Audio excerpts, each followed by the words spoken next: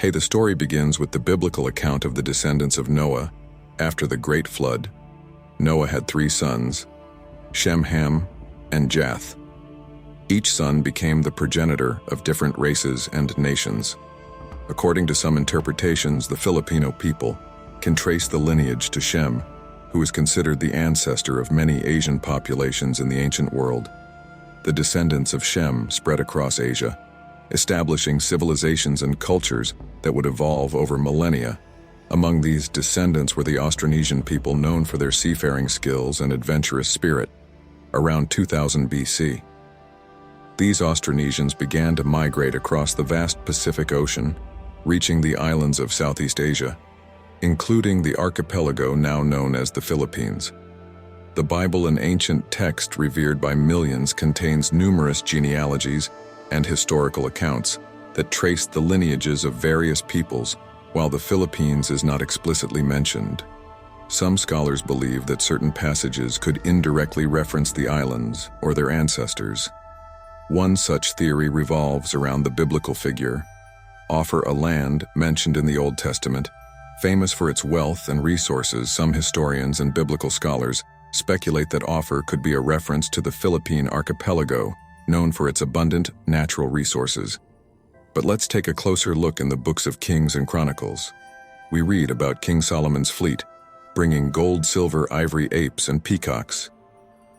From Ophir, these luxurious items were highly valued in the ancient world, and some of these, like gold and ivory, were abundant in the Southeast Asian region, including the Philippines. While this connection is still debated, it opens a door to further exploration as we delve deeper. Another fascinating angle emerges: the potential connection between the Filipinos and the lost tribes of Israel. After the Assyrian conquest, the 10 northern tribes of Israel were dispersed and lost to history. Some theories suggest that these tribes traveled far and wide, possibly reaching as far as Southeast Asia. This might sound like a stretch, but genetic studies and cultural parallels offer some intriguing evidence. Recent genetic research has unveiled surprising findings about the Filipino people. Studies show a diverse genetic makeup with traces of DNA from various ancient populations, including those from the Middle East. While this doesn't directly prove a link to the Israelites, it does support the idea of a complex and interconnected ancient world where trade and migration were more widespread than previously thought. Speaking of trade, ancient maritime routes played a significant role in shaping civilizations. The Philippines, situated strategically along these routes, was a melting pot of cultures and peoples. Historical records and archaeological findings suggest that traders from the Middle East, India, and China frequented the islands, bringing not just goods, but also ideas, beliefs, and genetic diversity. These interactions could have influenced local customs, languages, and even physical traits. Adding another layer to our narrative, we find intriguing parallels between Filipino mythology and biblical stories. For instance, the Filipino creation myth involving the god Baal and the first humans shows striking similarities to the Genesis account of Adam and Eve. While these parallels might be coincidental, they highlight the universal themes of creation and origin that permeate human culture. Now let's address the elephant in the room. The impact of new scientific discoveries, advances in DNA analysis, and archaeology are continually reshaping our understanding of history for the Philippines. These discoveries are uncovering a more nuanced and interconnected past. The blend of indigenous Austronesian and foreign influences paints a picture of a vibrant and dynamic society that has evolved over genetic linguistic studies millennia. Continuing our journey from tracing the biblical connections to the origins of the Filipino, we now delve into the fascinating world of genetic and linguistic studies. Let's start with the genetic studies. Over the past decade, advances in DNA analysis have allowed scientists to map the genetic makeup of populations across the globe for the Filipinos. These studies have revealed an intricate web of ancestry that spans continents. Recent research has shown that the Filipino gene pool is a blend of Austronesian, East Asian, South Asian, and even Middle Eastern DNA. This diversity is a testament to the Philippines' RLE, as a crossroads of ancient trade routes and migrations. One key study conducted by Dr. Matthew Seo, a Filipino-American geneticist, involved the analysis of mitochondrial DNA from various indigenous groups in the Philippines. The results were astounding. They found markers that linked Filipinos to ancient populations in Taiwan, suggesting that the ancestors of the Filipinos were part of the Austronesian expansion that began around 4,000 years ago. This migration wave spread from Taiwan to the Philippines and further into the Pacific, explaining the similarities in language and culture among Austronesian-speaking peoples. But it doesn't stop there. Another intriguing discovery came from the work of Dr. Christopher Duncan, a geneticist at the University of Illinois. His team found traces of Middle Eastern genetic markers in the Filipino population, particularly among those in the southern regions. Like Mindo, these markers suggest ancient connections that might have been established through early trade routes that linked Southeast Asia with the Arabian Peninsula and beyond. This aligns with the theory that ancient traders, possibly even those connected to the biblical land of Ophir, might have reached the Philippines. Speaking of languages, the linguistic studies offer another layer of insight. The Philippines is home to over 170 languages, many of which belong to the Austronesian language family. Dr. Lawrence Reed, a renowned linguist, has extensively studied these languages and traced their roots back to Proto-Austronesian, spoken in Taiwan around 4,500 years ago. The migration patterns indicated by these linguistic studies match the genetic evidence, painting a coherent picture of how ancient peoples moved and settled across the islands. What's even more fascinating is the presence of loan words in Filipino languages that hinted ancient interactions with other cultures. For example, words related to trade, navigation, and religion show influences from Sanskrit, Arabic, and Chinese. These linguistic imprints are like breadcrumbs, leading us back to a time when the Philippines was a bustling hub of cultural exchange. Let's bring this into focus with a real-world example. Take the ancient port city of Butuan in Mindo. Archaeological discoveries here, including the famous Butuan boats, have provided tangible evidence of a sophisticated maritime culture. These plank-built boats, dating back to the 4th century AD, highlight the advanced seafaring skills of the early Filipinos and their connections with other trading civilizations. The genetic and linguistic traces we see today are the living legacy of these ancient interactions. Now consider the Tawi-Tawi Islands situated near the Suu Sea. This region has long been a melting pot of cultures, with influences from Malay, Arab, and even Persian traders. Genetic studies of the Torset people from this area reveal a mix of Southeast Asian and Middle Eastern ancestry, reflecting the historical significance of the maritime Silk Road that passed through these ancient trade routes. Water's ancient trade routes played a crucial role in the development of the Philippines. The archipelago's strategic location made it a key point in the maritime Silk Road, connecting the East and the West. One of the most significant routes passed through the South China Sea, and the Suu Sea, facilitating trade between China, Southeast Asia, the Indian subcontinent, and the Middle East. Let's start with the bustling port of Manila. Long before it became the capital of the Philippines, historical records show that Manila was already a thriving trading hub. As early as the 10th century, Chinese merchants frequent its shores, bringing with them silk, porcelain, and other luxury goods. In return, they took back gold PS and exotic spices. This trade wasn't just about goods. It was also about the exchange of ideas, technology, and even people. The genetic markers found in modern Filipinos reflect this vibrant history of intermarriage and cultural blending. Moving south to the Visas, we find the ancient city of Cebu. Archaeological excavations have uncovered artifacts that point to extensive trade with neighboring regions.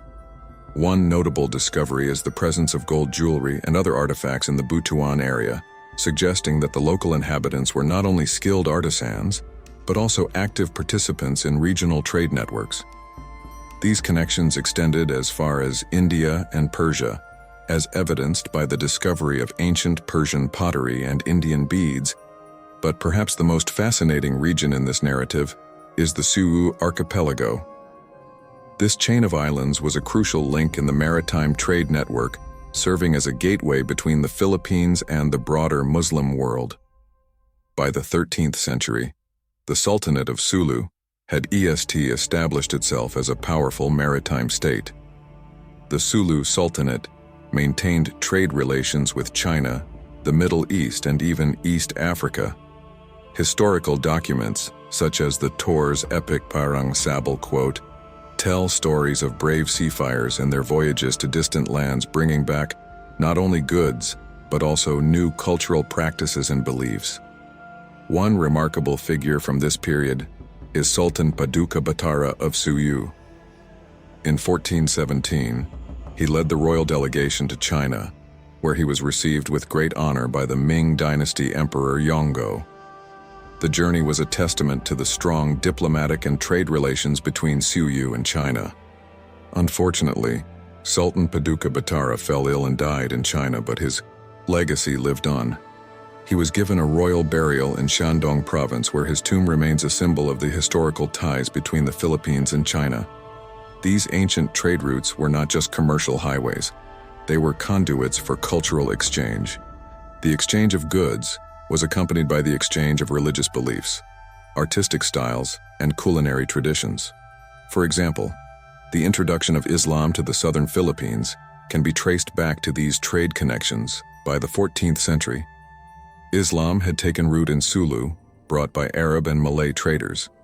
This religious shift had profound implications for the cultural and political landscape of the region, influencing everything from architecture to governance.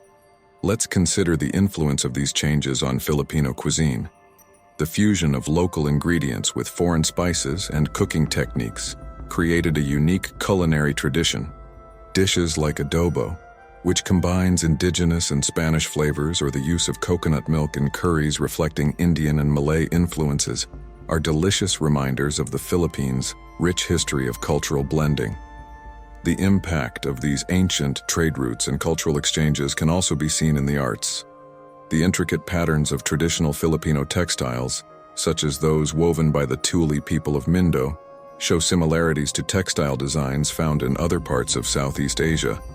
This suggests a shared aesthetic and technological knowledge that was spread through trade Filipino mythology networks. Filipino mythology is a vibrant blend of indigenous beliefs, influenced by centuries of interaction with other cultures. One of the most prominent figures in Filipino folklore is Bathala, the supreme deity of the Tagalog people, often depicted as the creator of all things.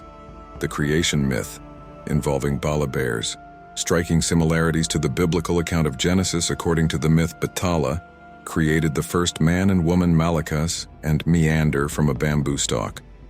This story parallels the biblical creation of Adam and Eve, highlighting a universal theme of human origin that transcends cultures. Moving to the Vain region, we encounter the legend of the 10 Datus of Borneo. This tale tells of 10 noble leaders who fled persecution in Borneo and settled in the Philippines, establishing communities and integrating with the local population. This migration story echoes the biblical Exodus, where the Israelites, led by Moses, fled from Egypt to find a new homeland. Both narratives emphasize themes of escape from oppression and the quest for a promised land in the southern Philippines.